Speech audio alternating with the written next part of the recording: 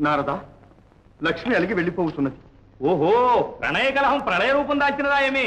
ఆగవమ్మా, కాస్త ఆగు. వద్దు నారదా, నన్ను ఆపవద్దు. ఇంతకు ఏమి జరిగిందమ్మా? ఏమో, వారిని అడుగు. నారాయణ, ఏమీ నాటకం? నాకేమీ తెలియదు నారదా, ఆమెనే అడుగు. బావున్నది. ప్రణయ కలహములలో దంపతుల మధ్య చిక్కుబడిన వానిది మధ్యల బాస్.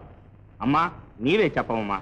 అనుభవించిన అవమానం చాలక నలుగురితో చెప్పుకోవలెనా? ఆ? వద్దు నారదా, వద్దు. అవమానమా? అదేదో ప్రమాదమే. ప్రియా, ఎంత మాటంటివి? నిన్ను నేను అవమానించి తినా? లేదా, సామాన్య మానవుడు నన్ను మీ సమక్షాన కాలదన్నినాడు. అంతకన్నా అవమానం ఇంకేమున్నది స్వామి? మానవుడు, సామాన్య మానవుడు, ఆదిలక్ష్మిని, అఖిల జగన్మాతను, శ్రీమన్నారాయణ సతిని కాలదన్నాడా? నారాయణ. కాదు నారదా, భృగు మహర్షి నన్ను తన్నినాడు. ప్రియా, అదేనా నీ ఎలుకు కారణం? అతడు సామాన్య మానవుడు కాడు, మహర్షి. పైగా మన బిడ్డలాంటి వాడు రమా. చూడు చూడు,